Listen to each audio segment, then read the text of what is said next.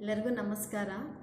ನಮ್ಮ ಭಾರತ ದೇಶದಲ್ಲಿ ಹೆಣ್ಣು ಮಕ್ಕಳಿಗೆ ಎರಡನೇ ಮಾರಕವಾದ ಕ್ಯಾನ್ಸರ್ ಅಂತಂದರೆ ಸರ್ವೈಕಲ್ ಕ್ಯಾನ್ಸರ್, ಅಂದರೆ ಗರ್ಭಕಂಠದ ಕ್ಯಾನ್ಸರು.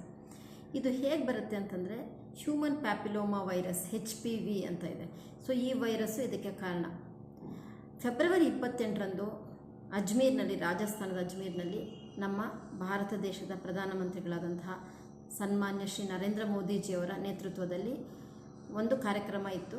ಅದೇನಂತಂದರೆ 14 ವರ್ಷ ಮೇಲ್ಪಟ್ಟ ಎಲ್ಲ ಹೆಣ್ಣು ಮಕ್ಕಳಿಗೆ ಈ ಸರ್ವೈಕಲ್ ಕ್ಯಾನ್ಸರ್ ವ್ಯಾಕ್ಸಿನ್ನ ಫ್ರೀಯಾಗಿ ಕೊಡೋದು ಅಂತ ಚಾಲನೆ ಆಗಿದೆ.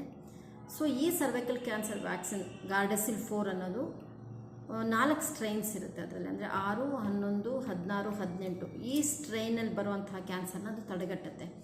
ಸೊ ನನ್ನ ಕಳಕಳೆಯ ಮನವಿ ಏನು ಅಂತಂದರೆ ಎಲ್ಲ ಹೆಣ್ಣುಮಕ್ಕಳು 14 ವರ್ಷ ತುಂಬಿದ ಮೇಲೆ ಫ್ರೀಯಾಗಿ ಕೊಡ್ತಿರೋಂತಹ ಈ ವ್ಯಾಕ್ಸಿನ್ನ ದಯಮಾಡಿ ತಾವೆಲ್ಲರೂ ತೊಗೋಬೇಕು. ಯಾಕೆಂದರೆ ಭಾರತ ದೇಶದಲ್ಲಿ 1 ನಿಮಿಷಕ್ಕೆ 8 ಮಹಿಳೆಯರು ಈ ಗರ್ಭಕೋಶದ ಕ್ಯಾನ್ಸರ್ ಅಂದರೆ ಸರ್ವೈಕಲ್ ಕ್ಯಾನ್ಸರಿಂದ ಮೃತಪಡ್ತಾ ಇದ್ದಾರೆ.